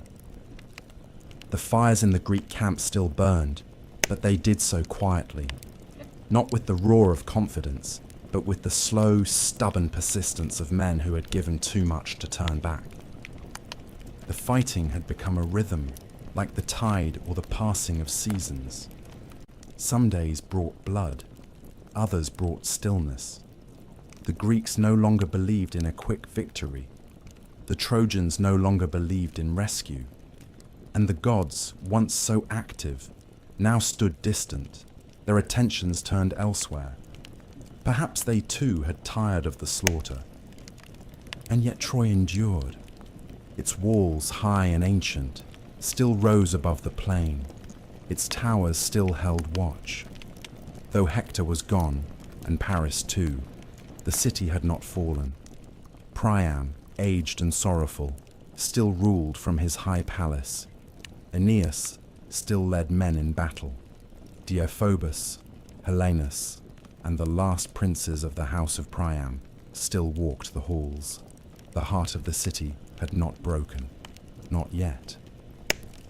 Among the Greeks, doubt began to grow. Men whispered that perhaps the gods had lied, that perhaps Troy could not fall. Some called for retreat, for the slow voyage home. Others dreamed of escape, but stayed out of shame, unwilling to admit they had given 10 years for nothing. It was in this weariness, this despair, that a new thought began to stir. It did not come with trumpets or in dreams, but quietly in the tent of Odysseus. He had watched the war not only with the eyes of a soldier, but with the patience of a hunter. He had studied the city, listened to its messengers, and walked among its prisoners. He knew the walls would not fall to force. Not even Achilles had breached them. And now, with the mightiest gone, no sword could do what needed to be done. But there were other weapons. The idea came slowly, then all at once. A trick. A ruse so bold it would seem madness, yet so elegant it would outlive all the battles that came before. Odysseus did not go to Agamemnon at first. He spoke instead to Epeius, a builder and a craftsman, known more for his tools than for his temper. He told him what to construct: a gift, a hollow monument, a horse great and gleaming, large enough to hold men within it, built not for war, but for worship. They would make it seem a tribute, an offering to Athena, the goddess of wisdom and war, a token of retreat, a symbol of surrender. They would burn the camp, break the tents, and sail away, leaving the horse behind as a farewell. And when the Trojans came to claim their victory, they would find what appeared to be a gift from their enemies, and they would bring it within their walls. Inside the horse, soldiers would wait, silent, armed, hidden in wood and darkness. It was madness, it was genius, and it was the only chance they had left. The Greeks did not all agree. Men like Menelaus hesitated. Others doubted it could work, but they were tired, and they had tried everything else. Agamemnon gave his consent. The ships were prepared. The fires were lit. The illusion of retreat began. And the horse, tall and still, began to take shape beside the shore. At dawn, the Greeks vanished. The beach that had once held 1,000 ships was empty. The tents collapsed and smouldering, the trenches abandoned. Smoke drifted through the air where the fires had been extinguished. The sea was calm, the tide slow, and the great ships were gone, hidden behind the curve of the nearby island of Tenedos. Only one thing remained upon the shore, standing tall and strange among the ashes. A great wooden horse, built of smooth beams and carved with care, towered over the battlefield like a relic left behind by gods. Its shape was noble, its flanks round and silent, its face turned toward the city with no expression. The Trojans watched from their walls, first in suspicion, then in wonder. Scouts were sent. No ambush waited. No Greeks stirred. The camp had been abandoned. Some shouted that it was a trap. Others laughed and called it a miracle. They had waited 10 years for this day, and now, without warning, it had come. Priam, grey and trembling, descended from his throne to walk among the ruins. His councillors debated. Some warned caution. One voice among them rose with force. His name was Laocoon, a priest of Apollo, a man who had served the gods faithfully. He stood before the horse and cried out to the people. "Do not trust gifts left behind by your enemies," he said. "There is treachery in silence." He took his spear and hurled it into the side of the wooden beast. It struck the flank with a hollow sound, a drumbeat of danger. but the sound passed over the ears of those who no longer wished to hear. In that same hour, a second sign arrived. A prisoner was dragged before the gates, beaten and bruised, claiming to have been abandoned by the Greeks. His name was Sinon. He was a skilled liar, placed there by Odysseus. He told the Trojans a story of betrayal, of how the Greeks had turned against him and left him behind as punishment. He said the horse was a gift to Athena, meant to protect the Greeks on their journey home. If the Trojans dared to harm it, the goddess would curse them. If they brought it into the city, Troy would rise stronger than ever. His tears were convincing. His voice rang with sorrow, and the people believed. Even the gods seemed to speak in favor of the deception. As Laocoon stood with his sons near the altar of Poseidon, two great serpents rose from the sea, their bodies thick as ship masts, their eyes burning with divine fury. They coiled around Laocoon and his sons and crushed them, dragging their bodies into the surf. The people cried out that the gods had punished him for daring to strike the sacred gift. That was all it took. The gates were opened. The Trojans rolled the horse into the city. They cleared the streets, made space in the square, and pulled it through the Scaean gate, which had withstood every assault but now welcomed in the enemy dressed in silence. The horse stood in the heart of Troy, towering over the temples and palaces. That night, the city filled with celebration. Wine flowed, music rose into the sky, and the people danced beneath the stars. They believed the war was over. They believed the gods had favored them. They believed they had endured. But inside the horse, the Greeks waited. Odysseus, Menelaus, Neoptolemus, Diomedes, all crouched in silence, their swords at their sides, listening to the distant sound of laughter. And beyond the horizon, the fleet returned under cover of night. Troy slept, and the hour of its death approached. Troy slept, as it had not slept in years. For the first time in a decade, the towers were unmanned and the walls unguarded. The warriors who had fought beneath the blazing sun now rested beside their hearths. Mothers cradled children without fear. Old men drank wine in quiet courtyards, speaking of peace, of survival, of tomorrow. The city had endured what no other had. It had outlasted Agamemnon's pride, Achilles' fury, Hector's fall. The Greeks were gone, the beach was empty, and in the center of the city stood a great wooden horse, still and silent, a gift from enemies now vanished. It seemed a fitting monument to a long and terrible war. But while Troy dreamed, the Greeks moved through the dark. From the sea they came. Oars dipped soundlessly into the waves, sails down, torches covered. The ships returned not with the roar of battle, but with the hush of assassins. They landed once more on the familiar shore, where so many had died and been buried. They knew every curve of the coastline, every stone on the beach. There was no need for light. They could find their way through memory alone. Within the wooden horse, the chosen warriors stirred. They had waited for hours in cramped silence, sweat clinging to their skin, their weapons gripped in weary hands. Then, at last, a signal. Sinon, the liar, the master of this quiet betrayal, crept from his hiding place and opened the belly of the beast. The wooden panel fell, and Odysseus was the first to drop into the square. One by one, the Greeks emerged, shadows among torchlight, moving like phantoms through the sleeping streets. They opened the gates. The army poured into the city. No horns sounded.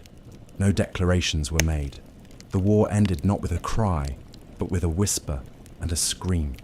The Greeks fell upon the city like fire. They spared no house, no altar, no bed. Children were torn from their mothers, old men cut down as they knelt. The temples were looted, statues shattered, and altars soaked with blood. The gods had been forgotten in the chaos. Only fury remained. Priam, king of Troy, once proud, once noble, now frail and broken, was dragged to the altar of Zeus within his own palace.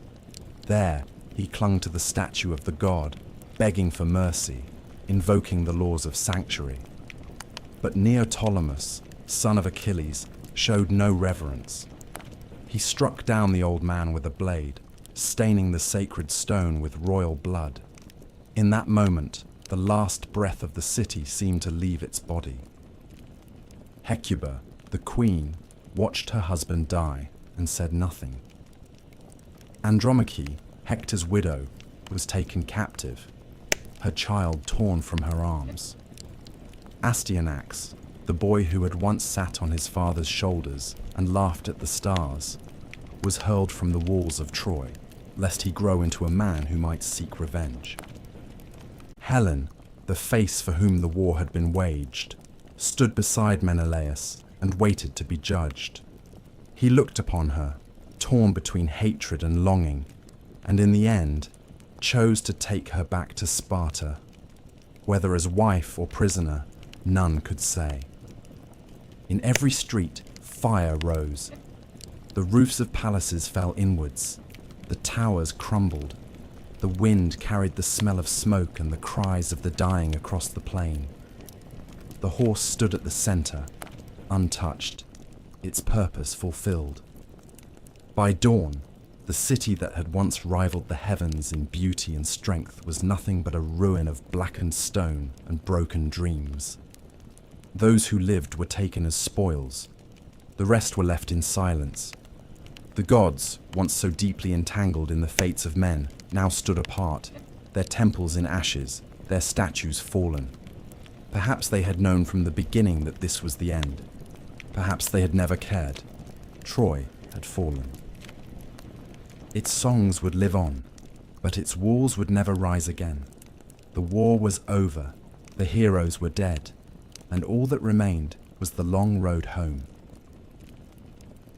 The fires of Troy burned for many days. Smoke curled upward into the dawn sky as if the city was still crying out, even after its voice had been silenced.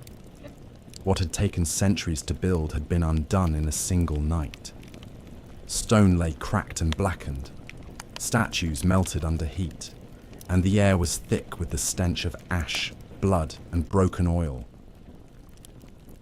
The sound of weeping came not from the wounded, for most of them were dead, but from those who were taken, women, children, the elderly who had survived the sack only to face slavery.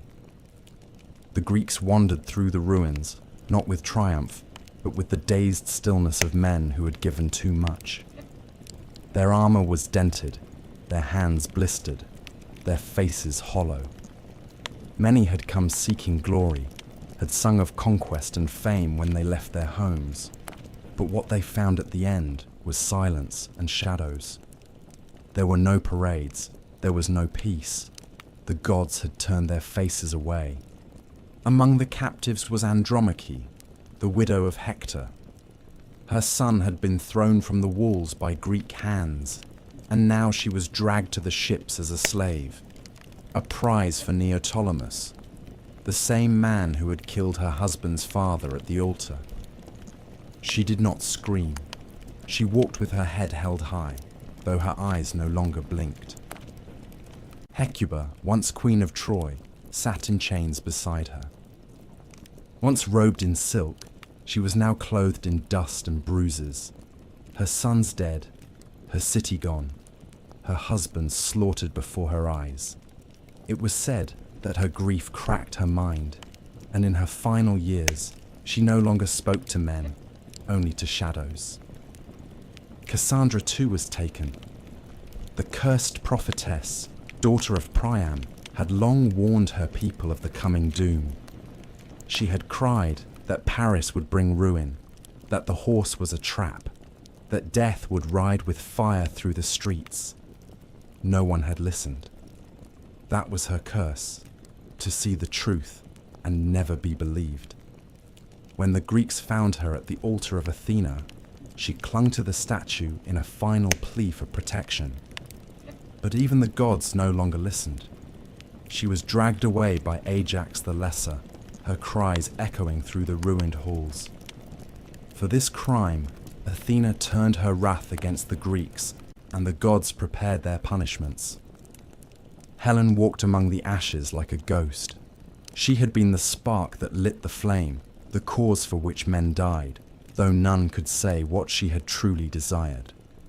She had watched her first husband fall, her second betray, and 1,000 others perish for the shape of her face.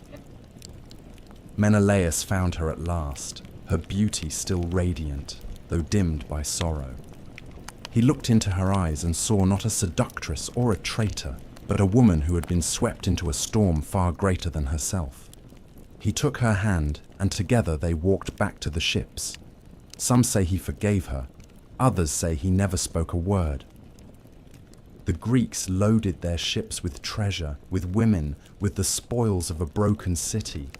They prepared to sail, to return to the lands they had not seen in 10 years. But the winds would not carry them home easily. The gods had not forgotten the crimes committed. The rape of Cassandra, the slaughter of Priam at the altar, the betrayal of sacred temples, all had angered the immortals. The sea turned against them. Storms rose. Ships were wrecked. Men who had survived 10 years of war now drowned within sight of their homeland. Ajax the Lesser was struck down by a thunderbolt as his ship was shattered upon the rocks. Agamemnon returned to Mycenae only to be murdered by his wife, Clytemnestra, and her lover, who had ruled in his absence. Menelaus and Helen wandered for years before finding their way back to Sparta. And Odysseus, the cunning king of Ithaca, would take 10 more years to return, wandering through storms and monsters, through the lands of witches and the islands of the dead. Not all the Greeks returned. Some remained in foreign lands. Some founded new cities. Some vanished into legend. The war had ended, but the cost had not yet been paid.